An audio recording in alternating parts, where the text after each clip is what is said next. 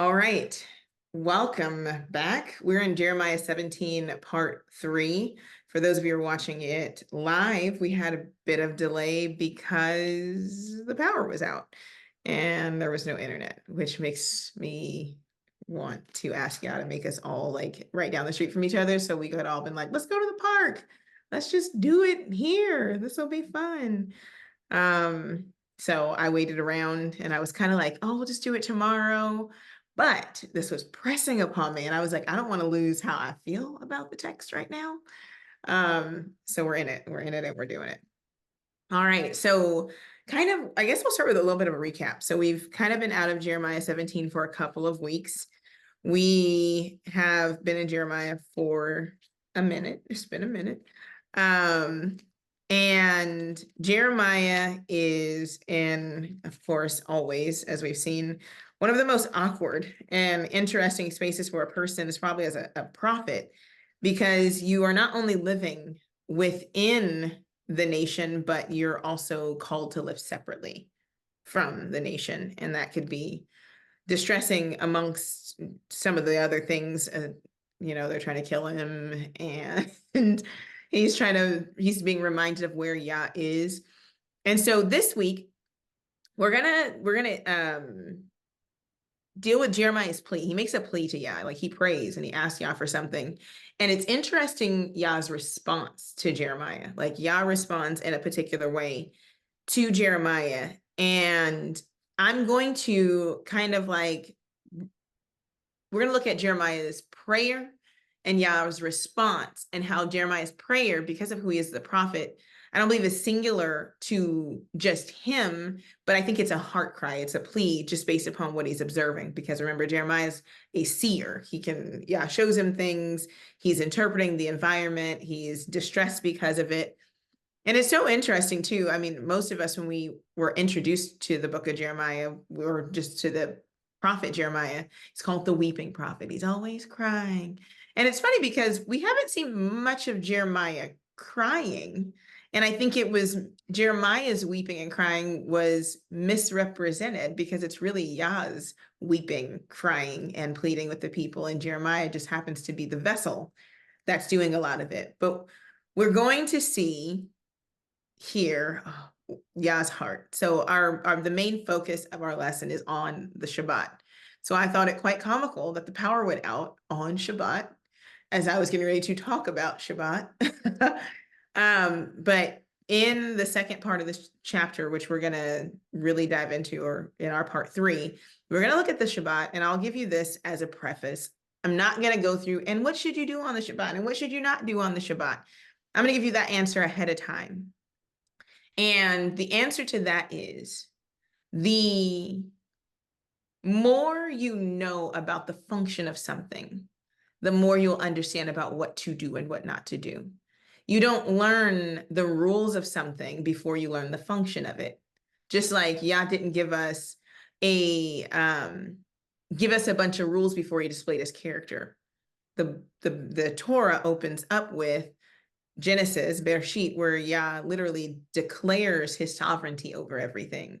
You understand his function, and then his function compels the obedience. It should compel the obedience. The Shabbat is the same way. You understand the function of the Shabbat and what it was set in place for, and what it means to the people, and what it means to Yah's heart, and the how it blesses and how it moves. And then it'll compel the proper obedience to it. And that's really important, because sometimes we put the cart before the horse. How can you do something well that you don't understand how, and if you don't understand how it's supposed to be done? That's just like saying, I watch basketball, I know how to play basketball. But if you don't know the rules for basketball, you could be a good dribbler. You could be a good shooter, but you may never make it to the basket if you don't know what a travel is, if you don't know what a double dribble is, if you don't know that you can't steamroll through people, you don't know what a player control foul is. You can't play the game just by knowing that you like something, or that you know some of the rules for it. Oh, you dribble and you put the ball in the hoop. a lot of us have approached Shabbat in that way. It's like you dribble and you put the ball in the hoop, but there are things and there are beautiful things surrounding it that will compel you to even do the things where you're like, oh, that seems a little extra, if that is even the case at all. So that's where we're heading. I'm excited. I feel like this will bring some clarity to the heart of Yah in this matter. So we're going to jump right in. Jeremiah 17, verse 4. We're going to hear Jeremiah's prayer and his plea to Yah, and then we're going to dive into the Sabbath portion of Jeremiah. All right, we're in chapter 17. Guard your eyes from my scrolling, try to find my position. And we're going to look at what Jeremiah says. Jeremiah says we're going to start a little bit higher up. Verse 12. A glorious high throne from the beginning is the place of our sanctuary. That's how he begins, conversing with Yah. O Yah, the hope of Israel, all that forsake thee shall be ashamed, and they that depart from me shall be written in the earth, because they have forsaken Yah, the fountain of living waters. This is the part where he begins to frame his prayer and where his response is going to come from. He says, heal me, O Yah, and I shall be healed. Save me, and I shall be saved, for thou art my praise. Behold, they say unto me, where is the word of Yah? Let it come now. As for me, I have not hastened from being a shepherd, a pastor, and following after you, neither have I desired for the woeful day. You know, that which came out of my lips was right before you. Be not a terror unto me. You are my hope in the day of evil, of dysfunction. Let them be confounded that persecute me, but let not me be confounded. Let them be dismayed, but let not me be dismayed. Bring upon them the day of dysfunction or evil, and destroy them with double destruction. So often throughout our reading, we realize that Jeremiah's life is in the balance. He's dealing with the fact that he's been called to do something that goes against literally everything that the people want to do, where their hearts are, and so forth. And so Jeremiah calls out to Yah, and he tells him, he's like, look, heal me, Yah, and I know I will be healed. And he uses the word here. He uses the word Rapha. And you guys have heard Raphael, Yahuwah Rapha, Yah Rapha. The idea of healing, this particular word for healing means to mend, to pardon, to comfort, or to relax or to loosen. And he's not only talking from his position, but he's also talking from a greater position, which is the position where the nation is. They are bound by their own deceit, by the deceit of their own heart, by their own wickedness. And he's saying, don't lump me in with that. There has to be something that you have here for me, because I've done what you've asked me to do. Rapha is not just the healing, though, like it's not just to patch something. Rapha is a healing from an open wound. The sin of Israel has left them open and vulnerable to their enemies. They need a remedy and a sign that Yah is still with them, and they need him to close the breach. They have offended so greatly that Yah, in his justice, really can't act on their behalf because they've literally stepped so far outside of his bounds. So instead, Yah offers a solution in order to restore the covenant, but it's back in the hands of the people. And so it's interesting to me that as Jeremiah is praying, Yah's not just coming up with a solution for him specifically, but he's coming up with a solution that will literally affect everybody who is under this judgment caused by the sin and deceitful hearts and minds of people who want to follow false gods, who are serving other nations, and so forth. And so the people in verse 15, they're saying to Jeremiah, like, where's a word from Yah? And I asked a question to myself as I was going through this. I said, was it a time where they weren't hearing what Yah was saying, or maybe Yah wasn't speaking? And maybe things were in a particular place where they felt like they were just kind of out there on their own, and maybe they were finally ready to listen. Maybe their hearts were inclining, because remember, Yah had already told Jeremiah, don't pray for them. Then he describes what the sin is and how it's been written with an iron pen. And maybe, just maybe, the hearts of the people were softening because they're saying, well, where's the word of Yah? It's funny how the very people who reject hearing Yah's word are often the very people who, when you stop talking about Yah, and when you decide, I won't say anything else, and I'm just going to let you be, where they go, oh, why are you not talking about that anymore? You don't have anything to say about X, Y, and Z. This seems like the frame that these people are coming from. It's like, oh, you had so much to say. Well, what is Yah saying now? Or is it so bad that now they want to hear what Yah has to say? I'm not entirely sure on that, but what we're going to see from moving forward is something pretty interesting, because we're going to look at how Yah responds. When it comes to healing, though, let's go back to that. Healing is part one, right? He says, heal me and I will be healed. And he uses the word save. The next phase after being healed is to actually be rescued. And it's really important when we think about healing and restoration and rescuing that we think of it as a complete picture. Many people focus on healing, but never intend to leave the environment, state of mind, or emotional bondage that is making them sick. And so when you look at Israel, and this is separate from Jeremiah, because we believe that that's not Jeremiah's heart, but when you look at the people, and you look at the people in Jerusalem, you look at Judah, they wanted the situation to change, but they didn't want to stop existing in the place or in the position that was causing them to do the stuff they were doing. They didn't want to get rid of their idols. They didn't want to get rid of, the stuff that was literally taking their heart away from Yah. Where Yah had already said, I need to circumcise your heart. I can change everything about your physical environment, but if I don't change how you are internally, it doesn't mean anything. And so as Jeremiah is praying, he has a proper understanding about the complete picture of being redeemed or being rescued or being saved. So he says, heal me, fix the wound, right? Keep that which is surrounding me away, because you know what has happened. Yah spoke about it before. He's like, you're like a dromedary, right? Sniffing up the wind. He's like, your sin against me is making you vulnerable. It is creating a breach. It's creating an entry place for the enemy. You don't realize that your wound is like blood to a shark, and the nations are setting up round about you. And what they're doing is they're provoking you more and more deeper into sin, so that when they begin to attack and when they begin to besiege your cities, I will have nothing to do with you.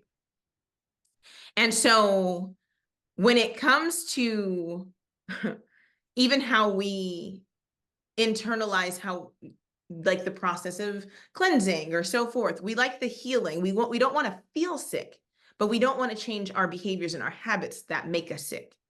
And Jeremiah is saying, we don't just need healing. I don't just need healing. I'm a part of this collective, but I also need salvation. Salvation is a continual process that keeps you out of the environment that made you sick, out of the mind condition, out of the sin condition that makes you sick. And so he uses the word hoshienu, right? One of the words he says, if you save me, I'll be saved. But it comes from the root word yod shin ayin. And it means not just to be saved, but it means to be set free and made safe.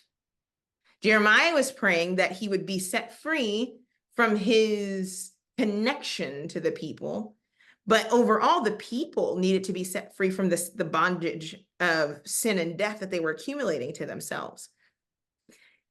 He also went a step further, though, because it wasn't just the idea to be set free and be made safe, because that would have been, if like in the Exodus, he could have got them out of Egypt and then just left them in the wilderness. They were free and essentially they were safe. But the real part of true redemption and rescuing is not just to be set free and made safe, but to be granted a vigorous existence. He was praying that life would be restored back into not only him, but overall back into the people. Of course, he says about the people who are against Yah and the people that are against him, he's like, give them double, like punish them, but everybody's not of that same heart. And when I read that and I thought about the idea of, let's say, Hoshienu or Hoshua or Yeshua, right? All same root words. It brought me to this idea that Yah wants that same thing for us. Yah doesn't just want to leave us in a state that we're in. He doesn't want to just heal us so we'll get sick again, which may be the reason why a lot of us stay sick. I was reading Sirach this week, and there's Ecclesiasticus is one of the books in the Apocrypha, and one of the portions, and I'm going to probably butcher it, but bear with me, you can find it, Google it, but it talks about a person who is healed by a physician and then goes back and gets sick. That's considered an abomination. Why? Because you said you wanted to be healed, and then the healing came and you felt better, and then you took your whole self, that self that had been made whole, and you offered it back to the same thing that had made you ill. And in the same way, Yah is saying to probably some of us, I'm not doing what you are asking me to do because I know you are not really serious about it. You're going to go back and you're going to repeat the same patterns. And when it comes to physical things, what that does to the body is that it trains it negatively against healing. So then when it's time to heal, the body is going to resist the healing because you've taught your body dysfunction, that we would rather be in the state of unhealedness than in the state of healed, being healed. And so, yeah, it's like, I'm not going to cause and allow that dysfunction, because that's how we create cancers, right? That's how we cleanse the body. We don't do it right. And then a clean body, a whole well body, and then we throw a whole bunch of junk back into it. What do you think is going to happen? A well-running system, and then you clog it back up, the body is going to go haywire. So yeah, I was like, you know what? I'm just going to let you stay sick, because the sickness will at least prolong your life longer than being well and then interjecting this garbage back into your body. It's like, we're not going to do that. But Messiah, this is where I'm getting at. When it came to a vigorous existence, what Jeremiah was praying for, he was praying for what Messiah spoke about in John 10:10. He was like, I'm not coming, Yeshua, salvation, to just heal you so you can go back and do what you're doing.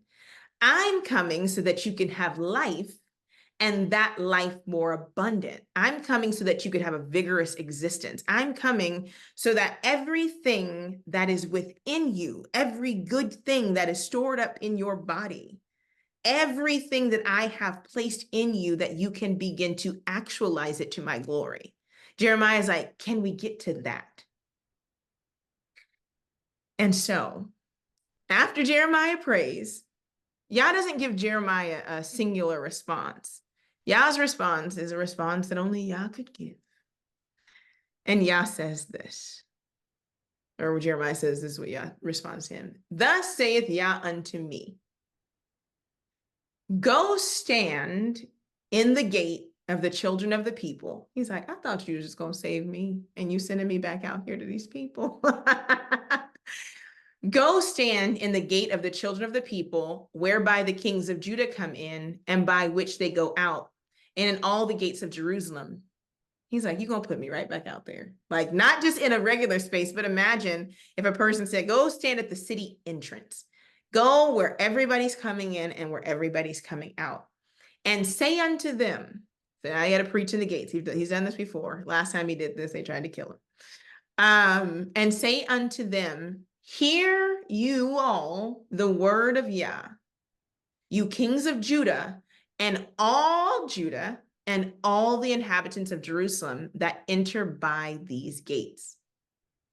Thus saith Yah, take heed to yourselves, and bear no burden on the Sabbath day, nor bring it in by the gates of Jerusalem. Neither carry forth a burden out of your houses on the Sabbath day, neither do ye any work, but hallow you the Sabbath day, as I commanded your fathers. Verse 23, but they obeyed not, neither inclined their ear, but made their neck stiff, that they might not hear nor receive instruction. Got the beginning part. Now we have to look at this Sabbath day. Yah tells them to do something that seems very simple. And you're probably wondering, like, what does this have to do with the first part you read about healing and rescuing? Healing takes place in rest. To be rescued means that you've exhausted all of your own ability to do something. So you have to rest in and hope in the salvation or the rescuing of one greater than you. And so Yah goes, whew, I told him that I wasn't going to save him. I told him destruction was coming. I gave him all these things. He said, and then this prophet didn't pray this prayer, and I'm looking about, and maybe, you know what? All right, I'm going to make it really simple. How about this? Do not take heed and bear no burden on the Sabbath day. First of all, he gave them something they already wasn't supposed to be doing. Should be a pretty easy thing to follow. What it seems like from this passage that is happening is that Jeremiah is preaching on a Shabbat, where they're currently breaking the Shabbat.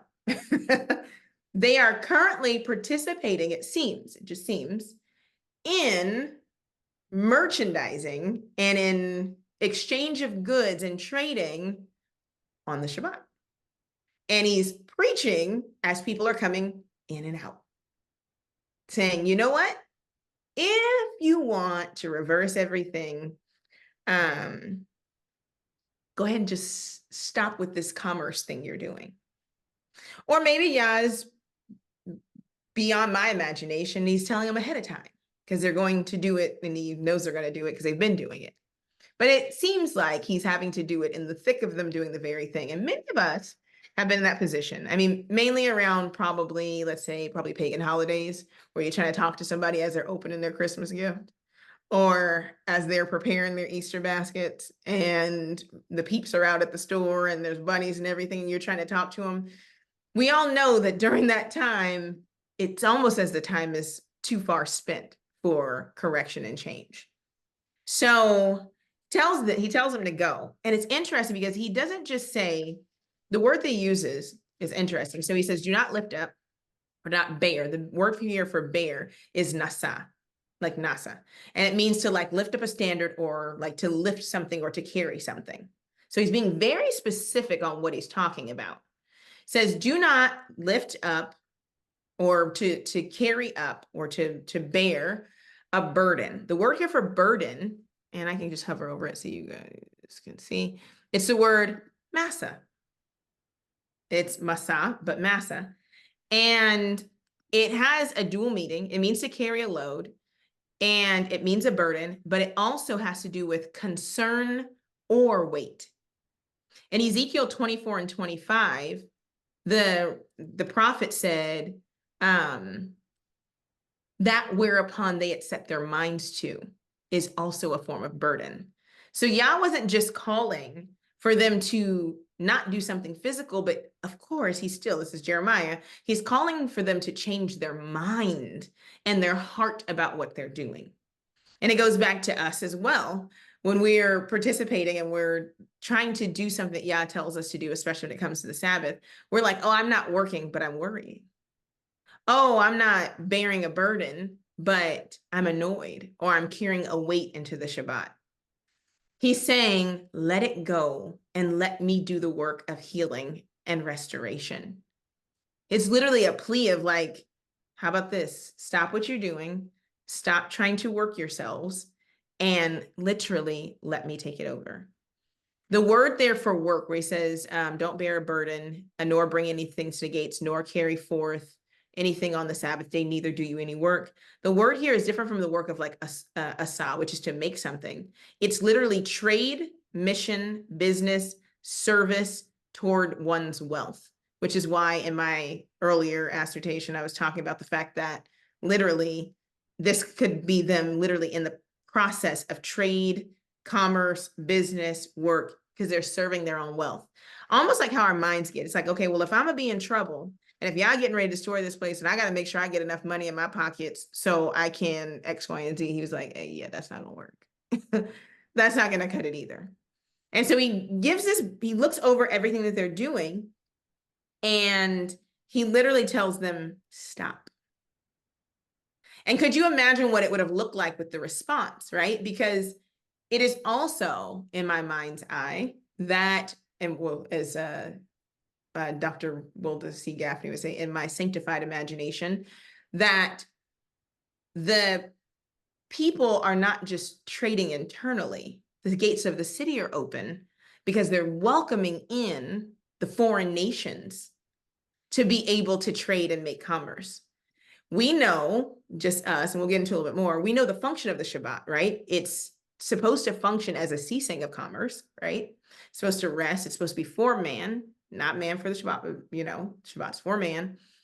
But what do you think it looked like when the other nations knew? We know enough about scripture, those of us in this group. The other nations are very cognizant of the things that an Israelite can do and cannot do. They know what an Israelite can eat and cannot eat. That's why they feed them trash. That's why. So they also, and the adversary definitely knows that in trade and in commerce and in breaking the Shabbat, there are literal punishments that come with that. You're like, I don't have nothing to do with me, but I guess you want my money. So they're coming in and literally further slicking their path toward destruction. And so the prophet is preaching, looking at these people. We had some thuggy prophets too, because Hezekiah went about that. He's like, you come in here, I'm gonna lay hands on you. That's what we're not gonna do. I'm trying to rebuild these walls, and y'all over here trying to trade with the outside people. If you bring anything in these gates, we're gonna fight. He caught it. It was much later, but he caught it. But what the prophet is saying is like, look, you're allowing these foreign nations in, and it goes back directly to Yah's jealousy. And this idea of jealousy is not jealousy like we experience jealousy. It is a brooding jealousy. It is a protective jealousy, which is them coming in and causing you to sin is going to cause me to have to destroy them to redeem you, which takes away my ultimate goal, which is for you to be a part of the redemptive work for the outside nations. You're now teaching the outside nations to disobey me too. That's not okay. So he was like, look, Jeremiah, go talk to him, which was not the nicest thing in my human mind, because you already know how Hebrews feel about their money. You gonna have this man out here preaching at the gate. That's gonna mess up the money, because he wasn't just soft preaching. He wasn't like, hey, just don't do that. He's yelling. He's making his voice known. And guess what? You already know how we act. We know we're not supposed to do something like, oh, let me just put my money back in my pocket. I'm not, ain't gonna catch me out here. He's been putting it all on blast, right? So then it's gonna further the issue that he has, which is them wanting to get him. Because why? Their hearts are not toward Yah, they're toward their own self-interest. So if Jeremiah is the only person out here yapping about what they're doing being wrong, it's just easy to get rid of him. Yet he's obedient, he goes. Verse 22 says, our forefathers, that Yah commanded our forefathers about the Shabbat, but they didn't listen. So we know then that it was something that was not only taught, but that should have been heeded by the people. So let's get into it. We're going to get into the very first place that we see Shabbat, because we can't hold in our mind. Of course, this is things that have passed, but we also have to think about the present. We can't hold people accountable to something that we don't fully understand ourselves. We understand that we're supposed to rest. We understand it's a commandment, but there is a great link. And this is where I got super excited. And I was like, the power needs to come back on. There is a great link from the very, very beginning of the institution of the Sabbath that we have to look at. And so a lot of people will, argue, well, we don't have to keep the Sabbath, and we don't. This is your moment to, when you're watching this, to take a deep breath and say, let me just hear what the crazy lady in brown has to say about the Shabbat. let's just hear. Let's just hear what is said. I will say this. I looked up as I was researching this, because I knew there were going to be more questions. And this is a book that I've had for a while, and it had some really good thoughts on Shabbat, and I'll read some of them at some point if we get to it in this lesson. But it's a book called The Sabbath, or Sabbath, and it's by Abraham Herschel. And it covers the intent of the Shabbat. Now, with all things, take what you want, leave what you don't, it's that whole thing.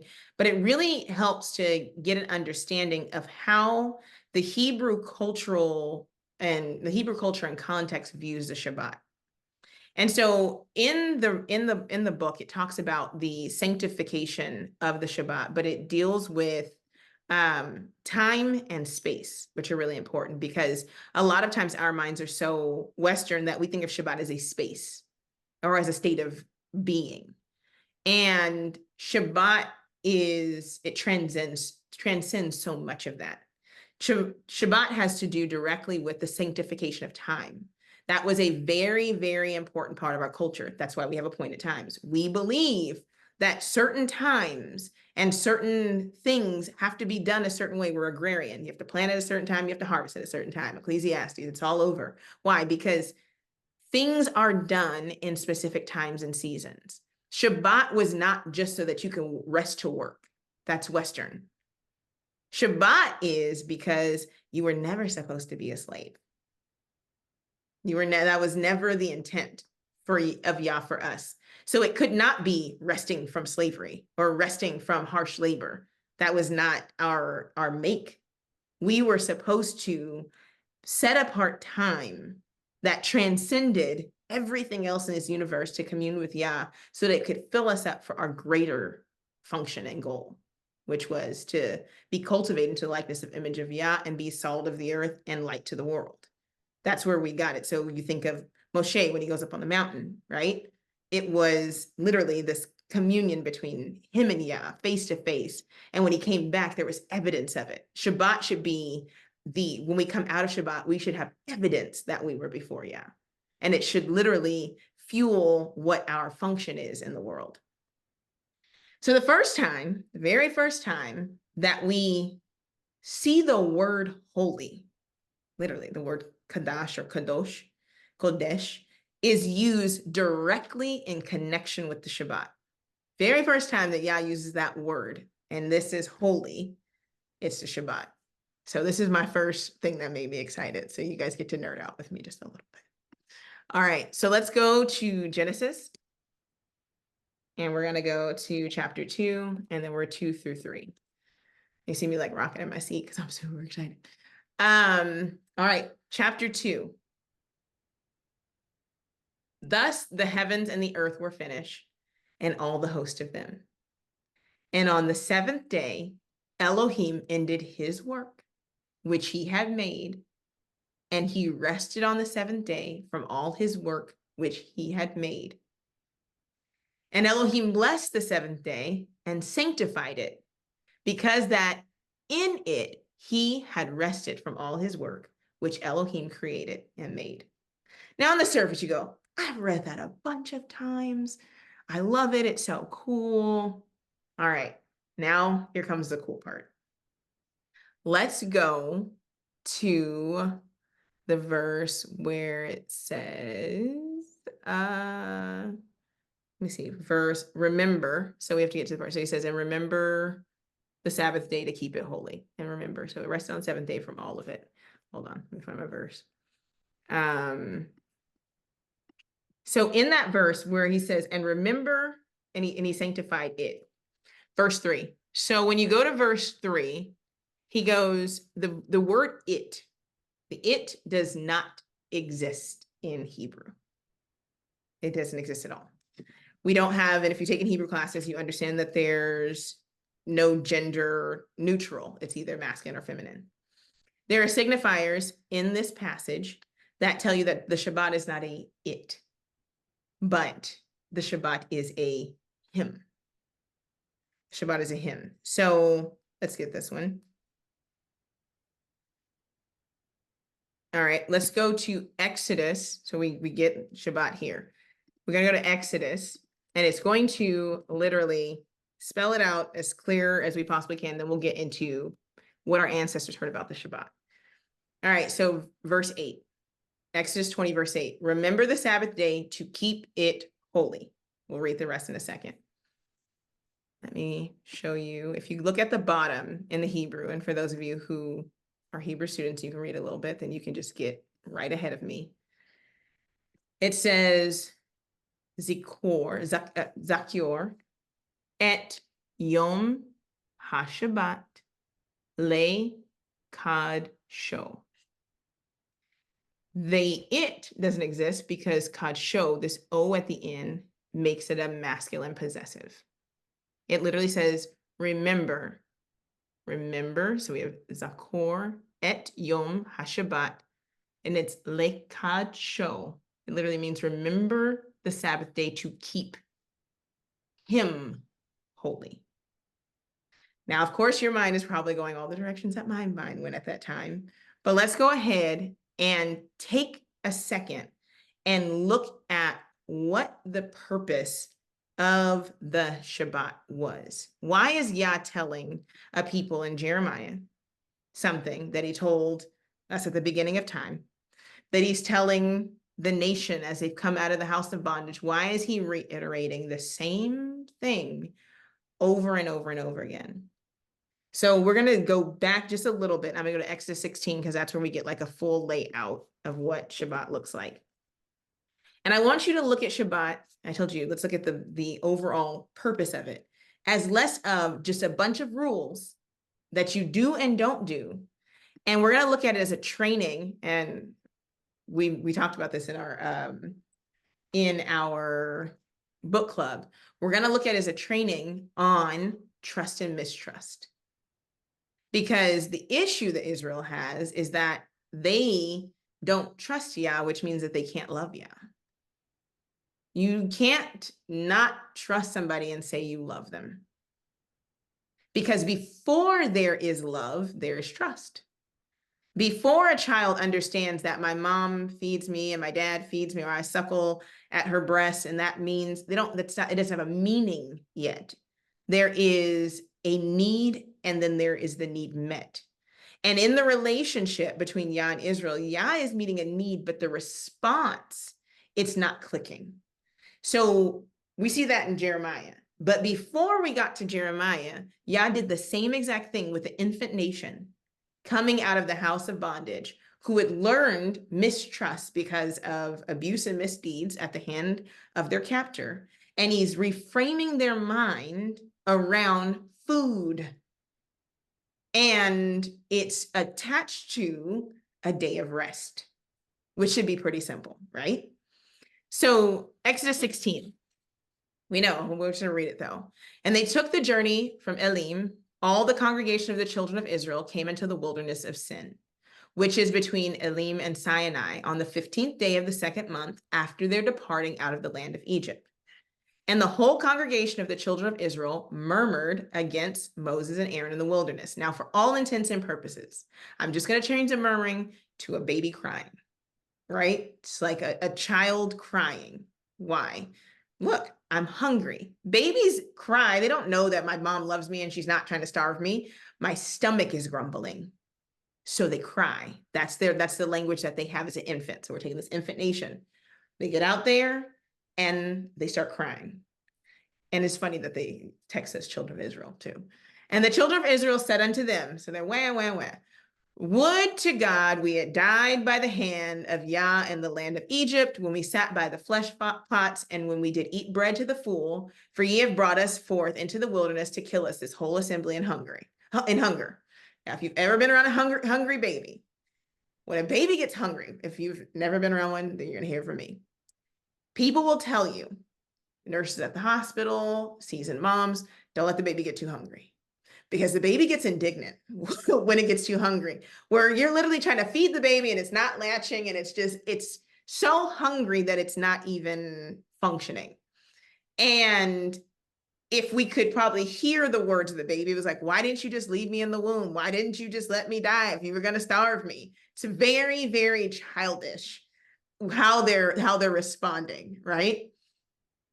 So then Yah says, because he's a good father, right? And he's a nurturer. Then Yah says unto Moses, behold, I am going to deal with the crying, because look, y'all, I got it. Behold, I will rain bread from heaven for you, right? And the people shall go out and gather a certain rate every day, that I may prove them. It's interesting because immediately when we think of manna, which is what it's called, or manna, but when you think of manna, you normally don't think of Shabbat and manna attached to each other. We normally separate those two instances. Bread from heaven and Shabbat are like two separate things. But this is actually when they learn how to keep Shabbat. It's by the manna. It's by them, their trust and their mistrust, their feeding. So he says, I'm going to prove them whether they will walk in my law or not. He's like, I'm going to prove whether or not they're going to trust me or not, whether they're going to see the good in my heart or not.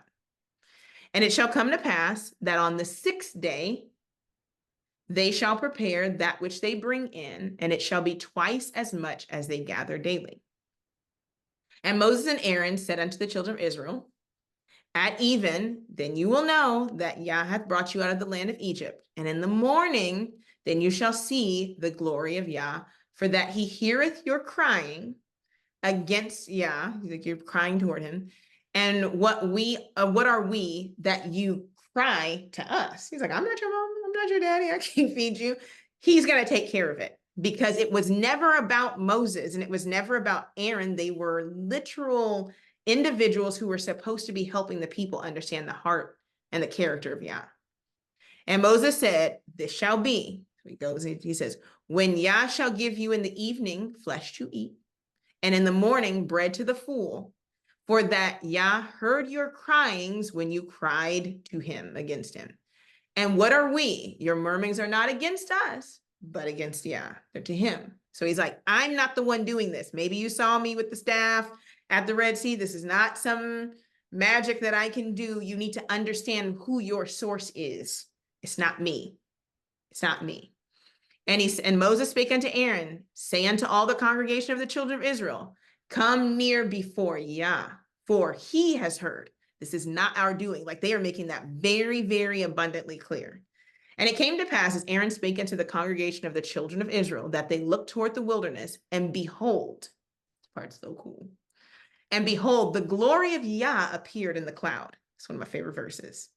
The glory of Yah appeared in the cloud. So he actually shows up. It's a perfect training of trust and mistrust. He's like, I need you to know, and I need you to know it's me. So I'm going to show up. So that now everything that you see happening from this point forward is not directed toward anyone but me. I would even go as far as say, because what you're going to see in this manna, this bread from heaven, is actually a representation of me. I'm giving you a clue that this is very, very, very set apart and has to do with me, that I'm even going to show up. So that you see me, and then you begin to associate me with this. Like a child, they see their mom, they smell their mom. You begin to associate this feeding with this moment. He's like, I need that to be very, very clear. Moses does it, Aaron does it, and then Yah, literally, the glory of Yah shows up and appears in the cloud, so that they know that this is real. Verse 11.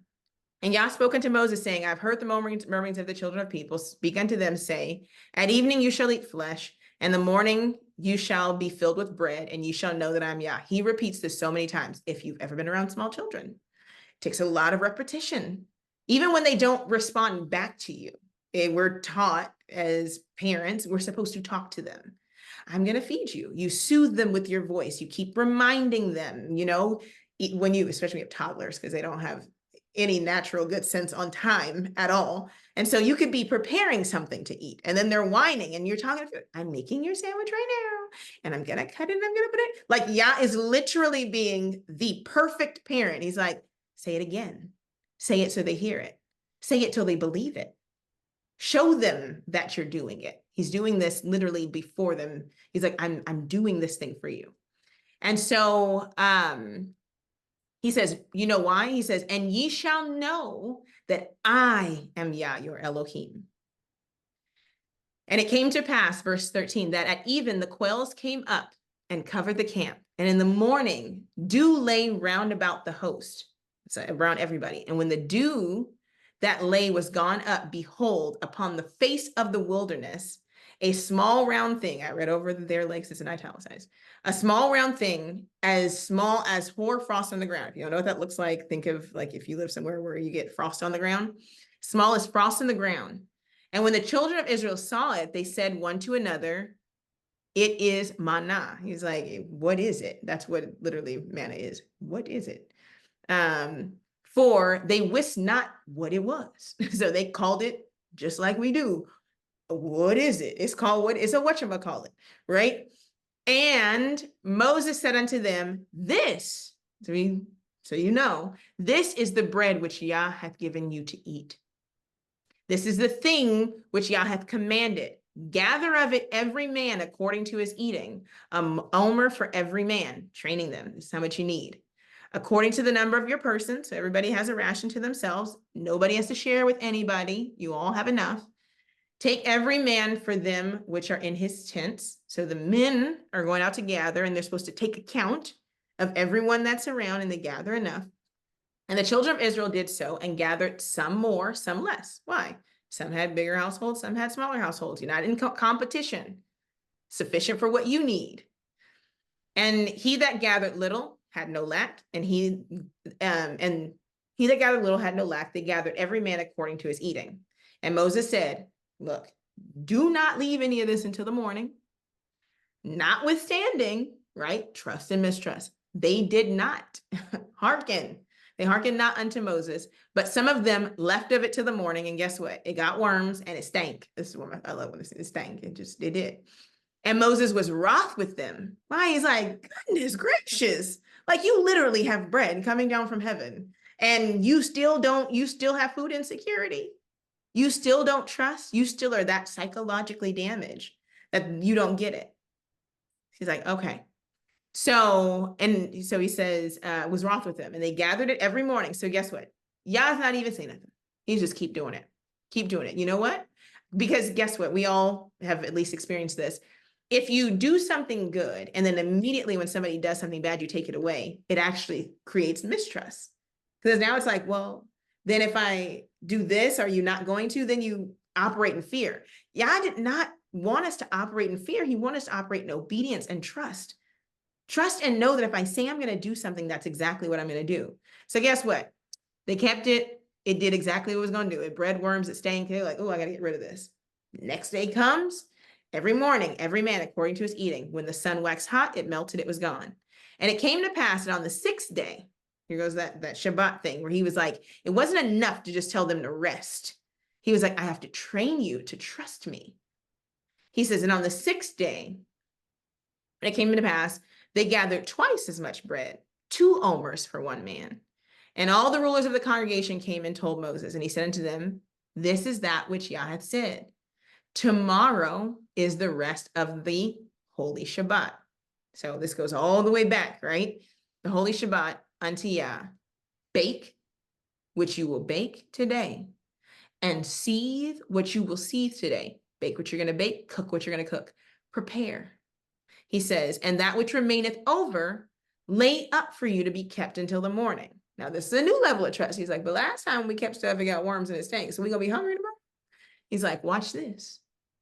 When you do it like I tell you to do it, every time it turns out well. So he says, you're going to bake what you bake, keep what you keep. Lay it up as Moses bade, and it did not stink. Neither was there any worms therein. So they're like, oh, right? It's science. It's like, you do this, this happens. They're literally having this empirical, scientific like experiment. Oh, when we do what he says to do, this happens.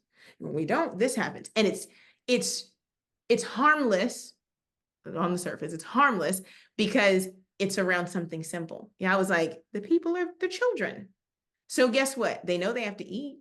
If you don't listen to me, guess what you're gonna do? Your stomach gonna grumble a little bit. But guess what? I love you. So I'll do it again tomorrow. But if you mess it up, and you keep it over, you're going to create a situation. So it's very gentle.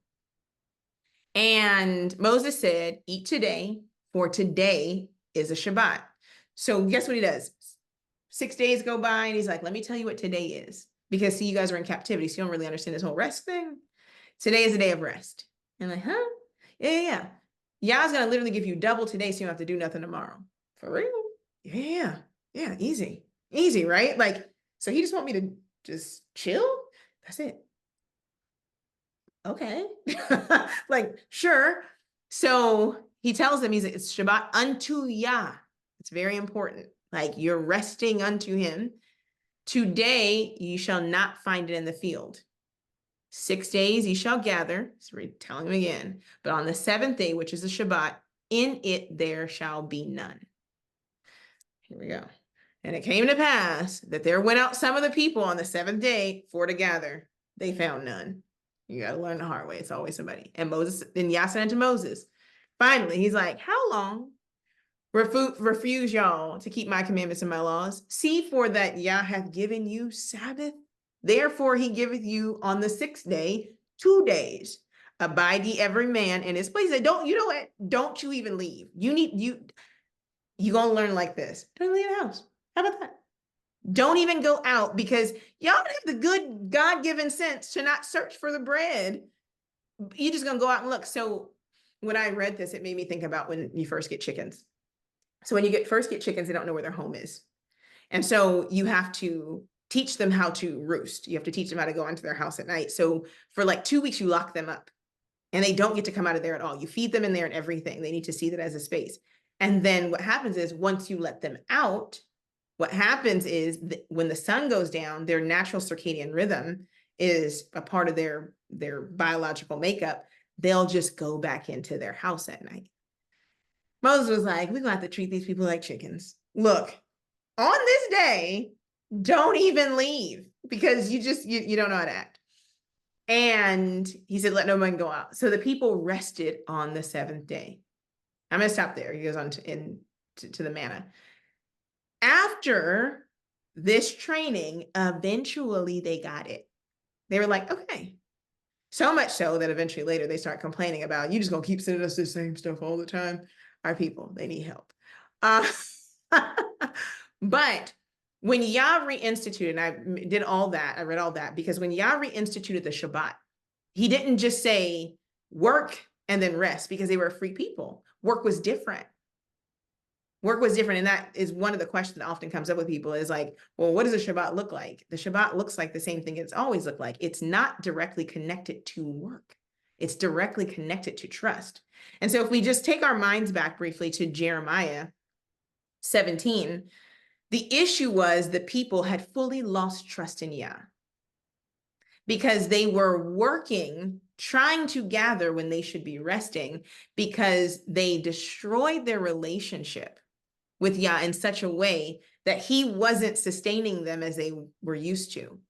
And so instead of going back and restoring the relationship and rebuilding the trust, the people decided, well, we just gonna have to work on the Shabbat. We just gonna have to get ours from the other nations, because if God's given up on us, then what? And Yah was like, that's not the response I was hoping for. The response I was hoping for was, contrite, broken spirit, contrite heart, come back. But they put themselves into bondage, and then further into the bondage of sin, because now you're breaking this. So when Yah comes to them, he says, you know what? Let's do something. Let's do something that I think will be very simple. Now, your ancestors, he puts it out there, they couldn't quite get it. They couldn't get the whole, like, I do for you thing. They didn't quite get it, but I'm going to try it again. How about this? In the midst of everything, in the midst of you trampling over my law and everything, let's start back with the basics. Work 6 days. Watch me provide. I'm going to have to give, right? I'm going to have to give to you so you trust me. Let me give to you. And then on the Shabbat, stop and rest. And we'll do that back and forth. And we'll try that first, right? I won't even deal with the other stuff. Let's just, you do what you've been doing. And then when you get to the Shabbat, rest. And then watch the blessing that I do for you. And then maybe throughout that blessing, you can start to release some of this other stuff. Nothing else. He doesn't say anything else. He literally is like, go ahead, 6 days. But on this day, I just want you to stop. Don't go out. Don't carry a burden. Don't think about your own interests. I want you to honestly just pause and seek me. And you know what they did? They said, the text says that they said, I'm not saying that they said, The people's response was, let me go back.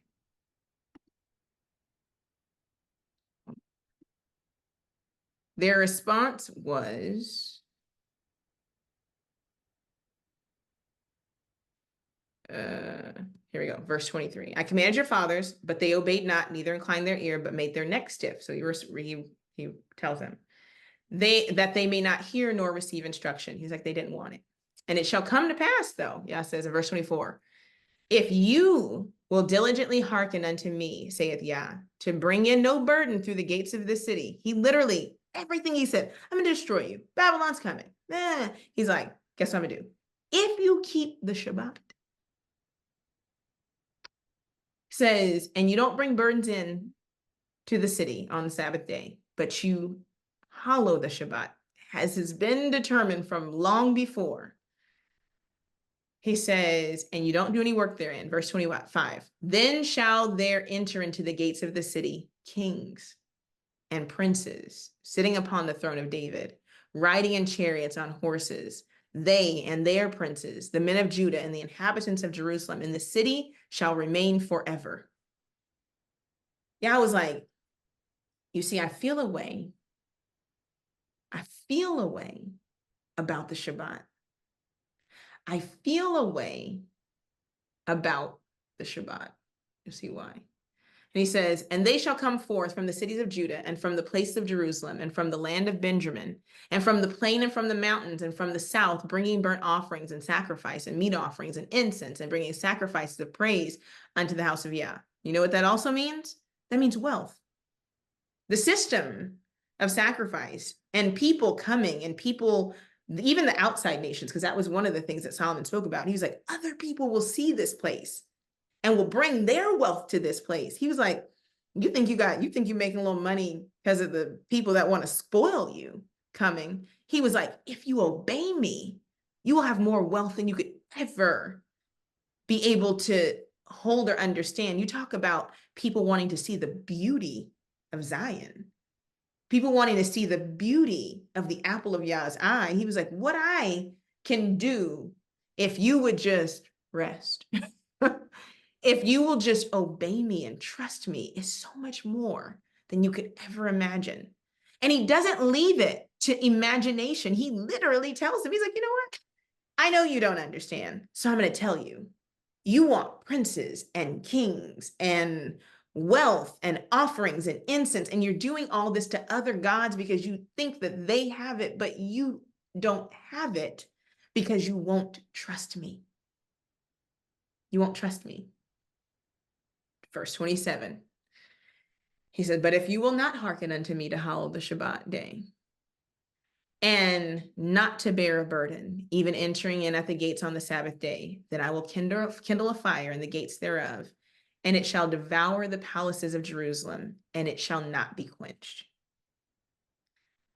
For most of us, it's not really a hard choice. Burn gates, unquenchable fire by the eternal Elohim of heaven and earth, or rest. But for some reason, the dysfunction of our trust and mistrust and our ability to want to trust in ourselves has overridden this. The idea of the Shabbat, we looked at manna and Shabbat, our training in love and trust of him. Talked about how it's the infant training of trust and mistrust, and it pertains to the character of the Father. But this text is not segregated to stories. It's one complete picture. So when you go back to Genesis and it talks about hallowing the Shabbat, and he says, and Elohim created this day and this time, this separated time. And then we get to Exodus and it says, literally, Exodus 28, it says, remember the Shabbat to keep it holy, to keep him holy. Yah is showing us something about himself and his character. And because all scripture is connected, it helps us to better see Yah and his character and how it's revealed in our lives. Without the training, how will we know when salvation comes? Jeremiah pointed out, he was like, we want to be healed. We want the bleeding to stop. And then we want to be rescued and brought to a safe place where we can have life more abundant. But that only comes at the hand of salvation. But if you don't understand what Yah is offering in salvation, then you will reject his salvation. Yah was offering the him that is Shabbat as salvation to Israel all the way back in Jeremiah 17. He always offers the same thing because he's offering of himself. So when he comes up with this thing that seems very simple in our mind, like the Shabbat, we have to understand that Shabbat is him. He is our rest. And when your mind starts to go there, I know I said earlier, your brain probably flickered and was like, I don't know if that's where she's going. It is where I'm going. When you look at the text and you start to begin to ponder the words and the things that you've heard, especially what we call in the New Testament, it all begins to make sense. So let's go to Matthew 11 and 25. Yah has always, by the way, offered himself as salvation in the form of rest and restoration as the remedy for all the calamity that we create. So we're going to Matthew chapter 11 and just see some of the things that the word made flesh says. At that time, Yeshua answered and said, I thank thee, O Father, master of heaven and earth, because thou hast hid these things from the wise and prudent and hast revealed them unto babes.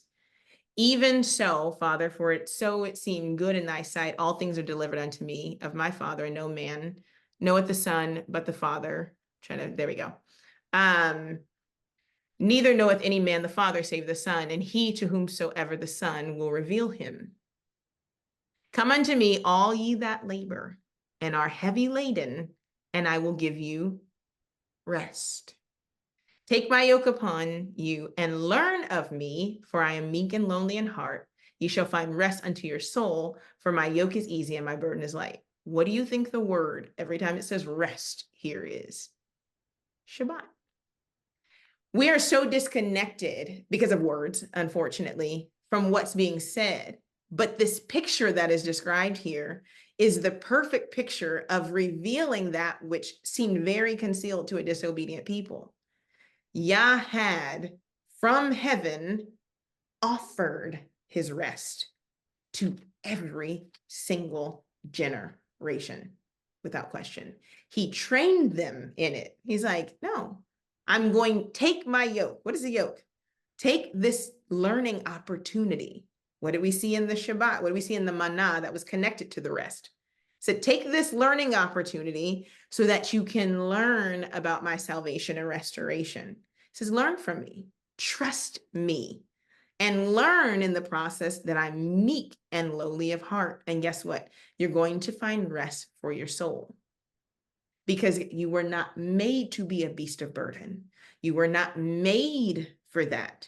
You were made for his glory. So we automatically see that. Let's go to Matthew 12 and 8. Matthew 12 and 8 is like, it's in your face. Here we go. I'm just going to go up a little bit. Chapter 12, sorry, verse 1. At that time, Yeshua went to this on the Sabbath day through the corn, and his disciples were hungered and began to pluck the ears of corn and to eat. But when the Pharisees saw it, they said unto him, behold, thy disciples do that which is not lawful to do on the Sabbath day. Because what? In the training, right, they're thinking, well, when they gathered in Egypt, right? When they came out of Egypt, they were punished for it. Right? So they're like, that's their framework. So Messiah corrects him. He's like, but I'm also training them. Something happened. He says, behold, they do what's not lawful. But he said unto them, have ye not read what David did when he was a hungry?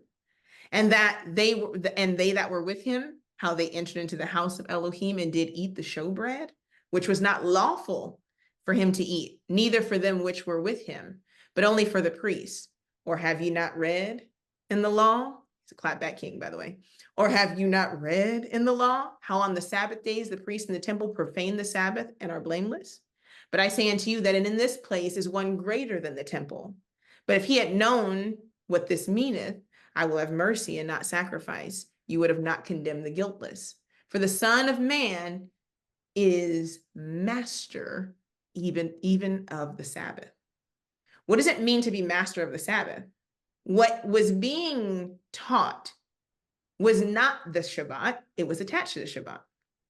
What was Yah teaching with the manna? He was teaching trust. Because of course we know that they didn't stay inside for the rest of every Sabbath. They're like, you stay in your house and Moses is out there. It was a trust process. Eventually they were going to get it. They were out, and we can go into a bunch of stuff about the politics of this because preparation, food, it's just growing. Like corn is corn. It's like saying that I'm hungry, I pick an apple off a tree. Did I work? Or did the apple produce the fruit and I ate it? Was I supposed to pick it before Shabbat? You see how we can get into some kind of like baseless conversations and arguments around something that he was correcting that, because the whole purpose was they're here with me. That's the whole point of the Shabbat. It's my day. They're here with me. And guess what? Everything in this whole entire world is mine. And so if they're here with me and they need to eat, they can pick the corn. They can eat the apple, because guess what? They're here with me. This is everything here I've prepared. It went over their head. The fact that this tree has, this field has corn was because I was going to walk through it one day with them so that they could eat while they were learning from me. Y'all go on. Like, Yah is like, the whole point of the training is so that you all can commune with me, so that you can be set apart to me, so that I can fill them. He's like, there's a little bit of corn. This is not, they're not going to make commerce on a little bit of corn that they picked and threw in their mouth. They're not trying to make no money off of that. They're trying to not be hungry so that their physical bodies can be quiet while their spiritual body takes in what I'm giving them. And y'all interrupting. So y'all go. So y'all going on. All right. Last one, Hebrews 4, I'm sorry. And the verse I had was verse 9, but let's start at the beginning because context. Let us, therefore, so we had to know what let us is for, so you need to read up on your own time. Let us therefore fear, lest a promise being left us of entering into his rest, any of you should seem to come short of it. For unto us was the gospel, the Besorah, the good news, preached as well as unto them, but the word preached did not profit them, not being mixed with faith in them that heard it. For we which have believed do enter into rest. And he said, and this, we got to go back. Belief is not this. Belief is trust. It's to be securely fastened into something. It is literally what Yah is trying to get us to cultivate. For we which have believed do enter into rest, as he said, as I have sworn in my wrath, if they shall enter, Jeremiah, into my rest. Although the works were finished from the foundation of the world, for he spake in a certain place of the seventh day on this wise. And Elohim did rest the seventh day from all his work.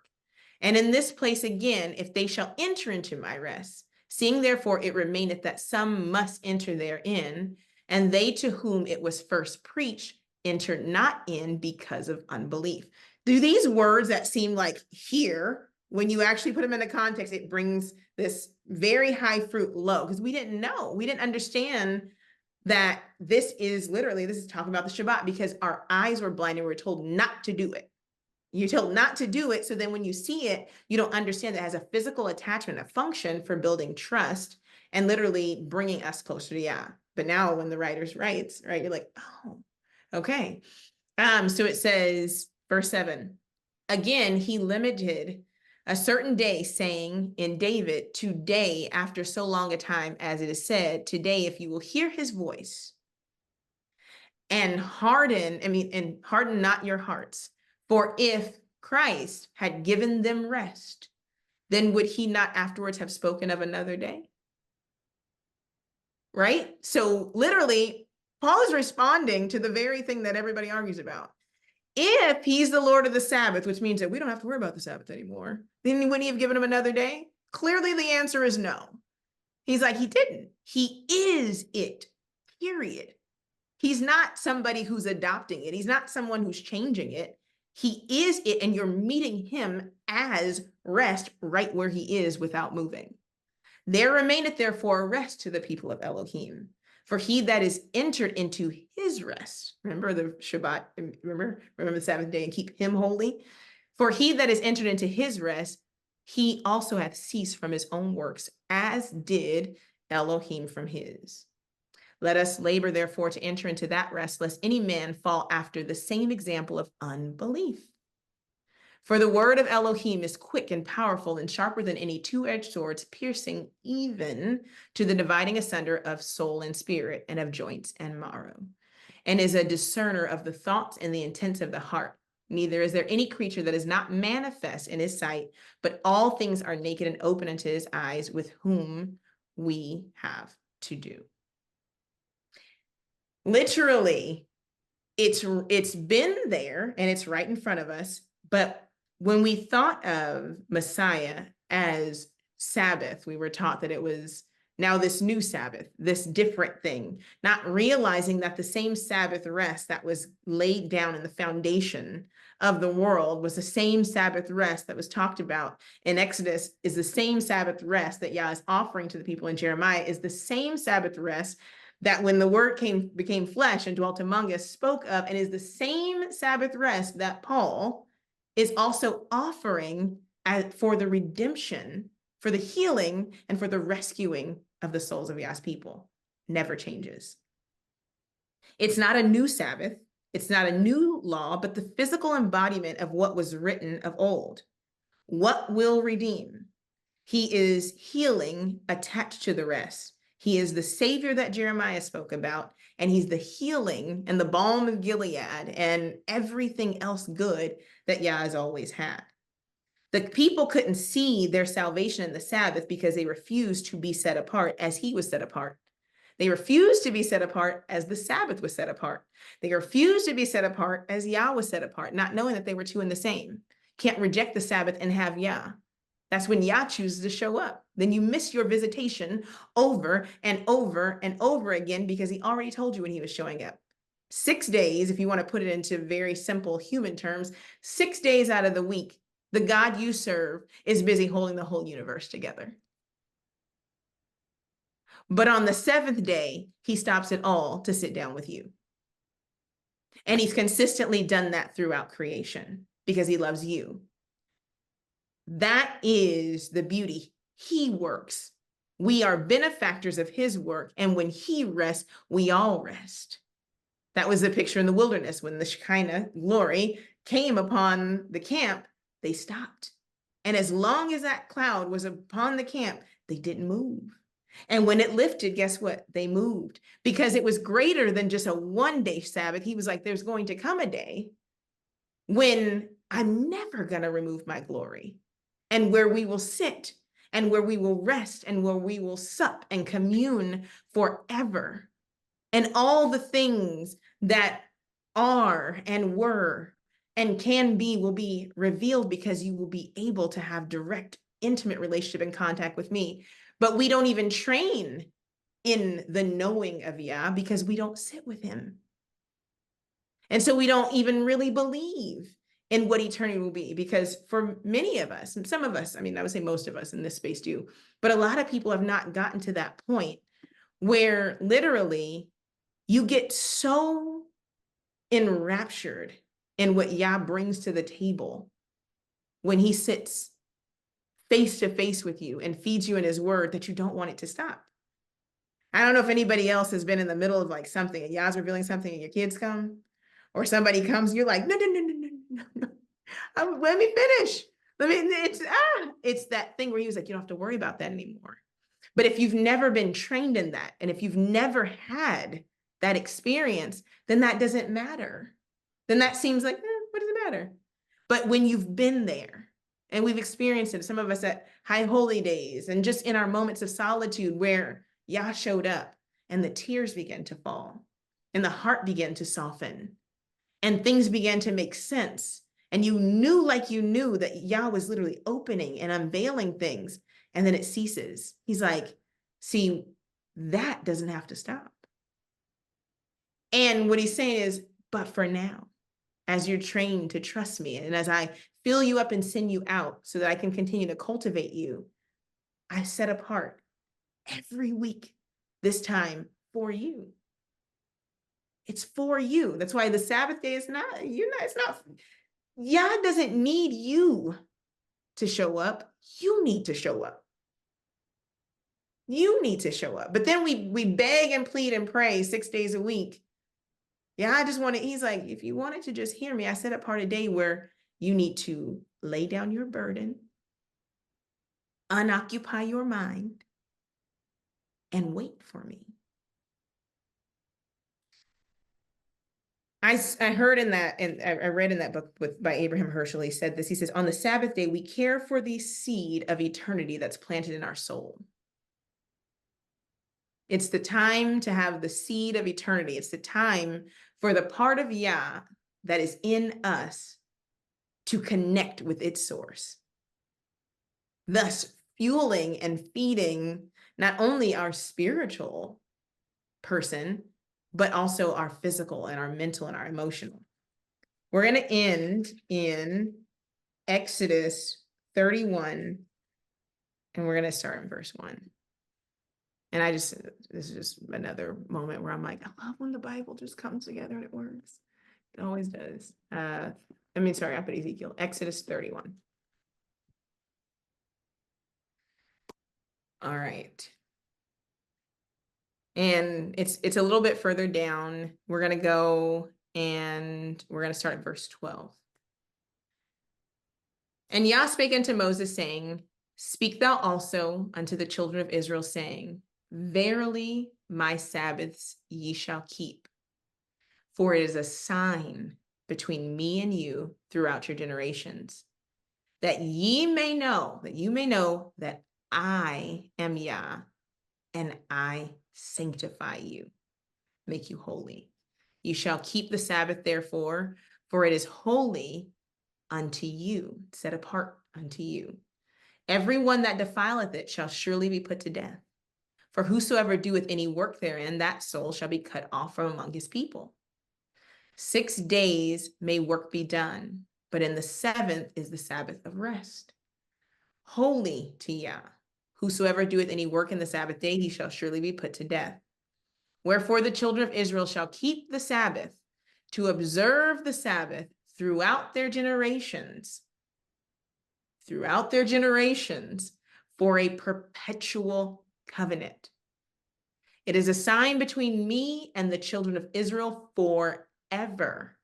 For in 6 days Yah made heaven and earth, and on the 7th day he rested and was refreshed.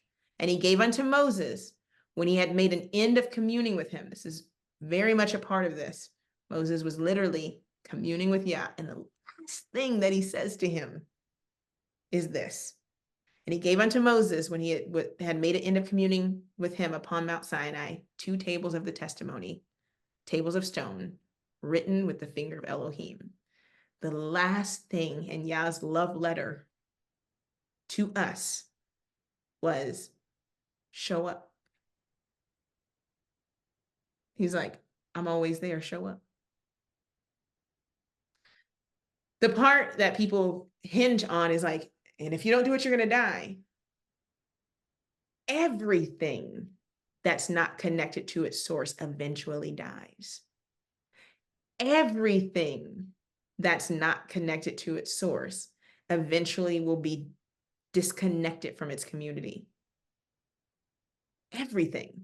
It doesn't, you take a baby lion, ferocious as a lion is, if it's not raised by lions, it's no lion at all. Let a lion be raised by goats. It's not a lion anymore. Anything that's not connected to its source and to like kind is going to be dysfunctional. It's going to cause a death. It's going to cause a separation. He's like, if you don't do this, we will be disconnected. The more you come before me, the more we're connected, and the more you will then operate in harmony. Because what are we going to talk about? We're going to talk about good things. We're going to talk about functional things. We're going to talk about right things. I'm going to lead you to pastures in my word and to water, and I'm going to prosper you, and I'm going to grow you. And then when you get much wealth, and when you gain much, we're going to talk about that too, and how you're a good steward over it, because that's in my word. That's my will for you. That is, he's like, I'm him. I'm going to deal with you on everything. Yah doesn't just deal with us on anger and vengeance and wrath. He's like, no, I want to know, where's your heart? How are you? How do you feel?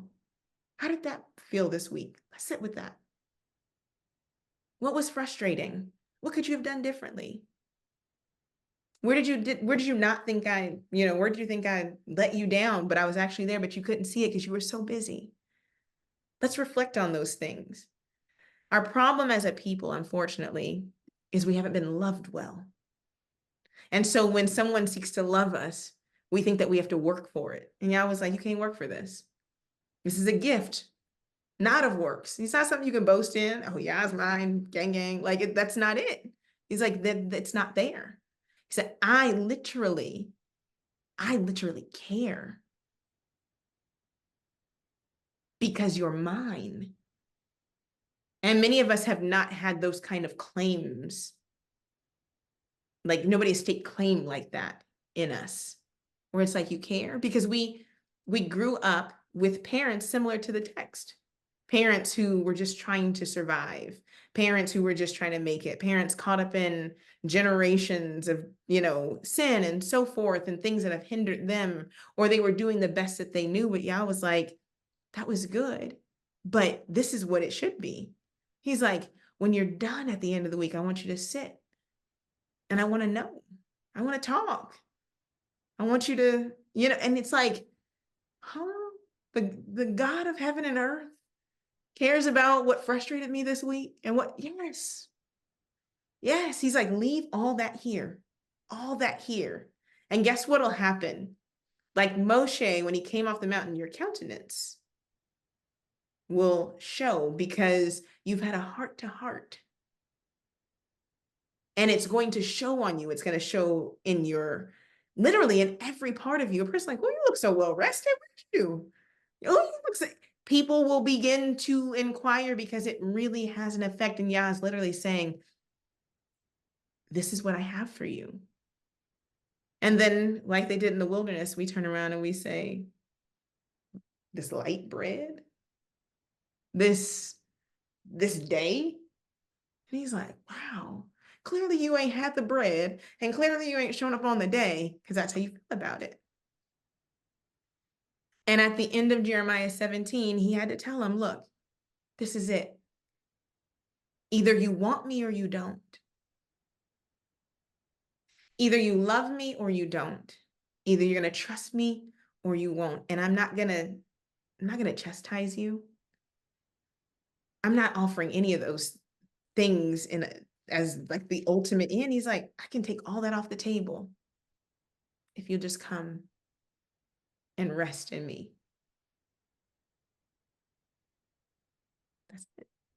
That's all Yah is asking. And when it's put that simple, we're without excuse. We don't have an excuse for why we don't prosper, why we're not well, why we're not whole. Because the reality is, we're telling on ourselves. Have you brought it before Yah? We want to bring it before everybody else. But have we brought it to him? He's like, come learn from me. Like, learn from you? Oh, come on. Come rest with me. Rest with you? He's like, why are you so off-put by me? What have you been told about me? He's like, let me correct that then. The love in Yah's heart, and then to be able to see it physically played out, where then Yah's like, what I gotta do? Walk side by side with him in the cornfield? What do I have to do? Die? What do I have to do to prove it? Raise up the body that I use as this vessel from the dead? What else do I have to do? So then, like he said, like the writer said, I think it was Paul, he was like, you're without excuse. anything that could be done to get us to trust Yah is done. Everything. He's like, literally, we're like Gideon 10.0. Can you die for me? It's like, did it. Can you create a new heaven and new earth? Did it. Can you, like, every single thing. He's like, but when? Was he asked the question, when will they love me back? Like, I love them so much. What else can I do? Slay sin and death, did that. Restore minds and hearts, did that. They won't even show up. They'll let somebody who colonized them change the day and then tell them not to come meet me. They'll trust their oppressors more than they'll trust me. And all I have for them is good. God's like, I don't, am I not enough?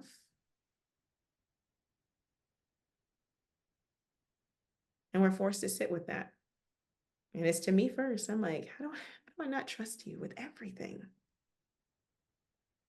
You care about every part of me.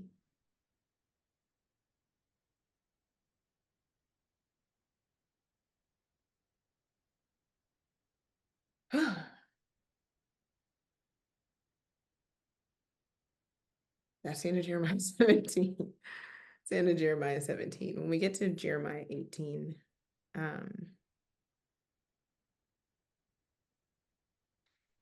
doesn't stop though. He's gonna keep showing more. It's like, okay, you need more? I'm gonna show you more. You need another thing? You need a by the time the word of Yah made flesh dwells among us, some of the clapbacks of Hamashiach are quite comical because he was like, you know what? A foolish generation asked for a sign. How many more things can you be shown? Hasn't it been written? Have you not seen the testimony? He says, you know what? This is so bad that even if Moses came back right now and told you you wouldn't believe it. And so we don't want to be found amongst those whose hearts have become so hard because of the trust and the mistrust the world and our pursuit of worldly things has put in us, that we've stopped trusting Yah. That's all we got. Yah is all we have. And not in a, that's all. Like, that's everything. In him is everything. In him is wealth. In him is riches. In him is notoriety. Everything that you think you want is found in him. Everything. I'll end with this, the rich young ruler. Story always makes me like want to cry, because the heart of the King of Glory breaks because he's like, you don't trust me. You don't trust me. He said, give up everything you have. Give it to the poor, right? Like, you have more than enough. Even if you gave away everything, you would not have nothing. He said, give it up. Follow me. And he said, the young man was sad. And he turned away.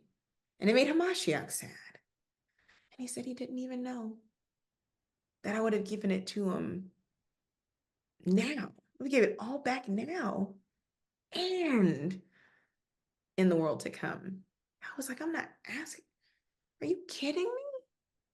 I'm not asking you to sacrifice more than what I sacrificed. I'm not asking you to give me back anything that's yours anyway. I'm just asking you to trust me with the little bit of me that I've given to you. He said, I'm gonna get it back anyways. He said, man gonna return to the ground. How about you give it to me, so then when that happens, I can resurrect you too. He's literally, it's an unequal exchange from us to him. We give him nothing. Literally, when you ask your kid for $1 and they don't want to give you $1, that's my dollar anyways. And then you gotta start bribing them. If you give me the $1, I'll give you 10. You start rewarding, like, that's what Yah is literally playing that childish game with us. He's like, you know the breath you have in you is mine. I can snatch it, or you can use it for my glory. Either or. He's literally like, this is crazy that you're still so childish that you don't get it. That you don't get it. But I believe it is our hearts and our minds in this space to get it and to trust him.